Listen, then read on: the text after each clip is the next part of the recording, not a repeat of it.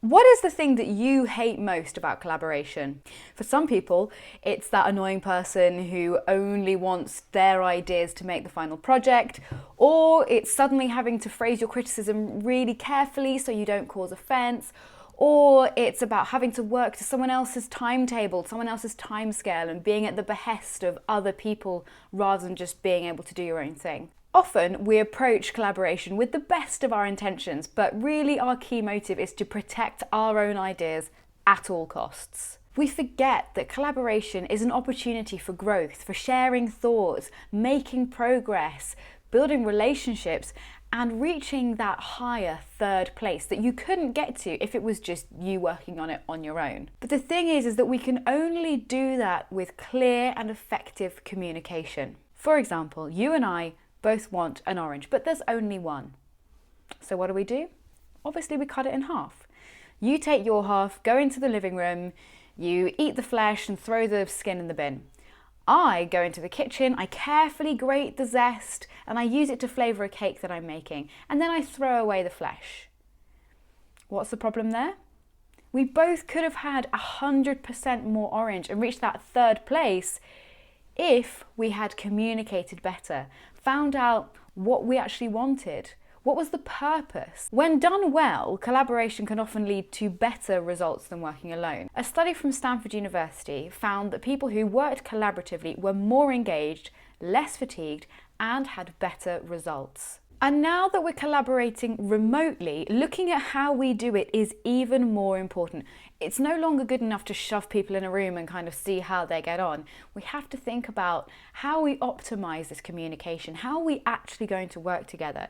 Because the annoying things that happen in real life are even more pronounced when we're working remotely. So, how do we do it? How do we communicate effectively and make the most of our collaborative opportunities? Firstly, you've got to actively listen. This comes in two parts. Firstly, really listening to what the other person is saying so that you understand it. Then reflecting it back to them so that they know that you've understood it. So much of our communication is about waiting for the other person to finish speaking so that you can then tell them what you think or your idea or how you want to do the project. But this way, you're showing them, I understand. This is how much I understand. And you can also then really explore their idea in a way that you wouldn't have done if you'd just waited and then said your own idea. Working this way fosters a truly collaborative approach where you are on the same page, invested in each other's ideas and working together towards a common goal. Secondly, check your understanding. If you're not quite sure, just ask.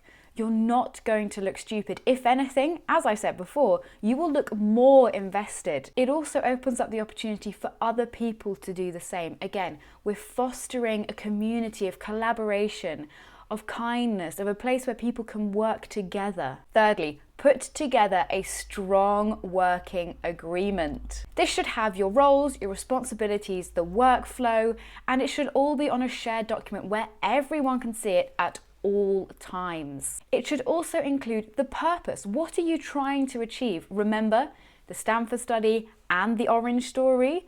We need to know what we're achieving. Otherwise, we get into just a battle of ideas. Number 4, clear action points with due dates. We need to know who is doing what and when it is due. Also, bonus, how are they going to deliver it? Make sure this is again on a shared email, shared document that everyone can look at. And finally, advocate for others, because everyone's voice is of equal importance, but they might not all get the same airtime, especially if you have some louder and quieter personalities in the group. So if a colleague hasn't spoken in the meeting, ask them, was there anything else you want to add? And if someone keeps getting interrupted or stopped in the middle of their flow, bring the conversation back to what they were saying. Jennifer, what were you saying earlier about XYZ? So that they then have that chance to pick up where they left off. And again, you'll see this start to happen in the group where this becomes the normal method of communication where people will pick up for each other.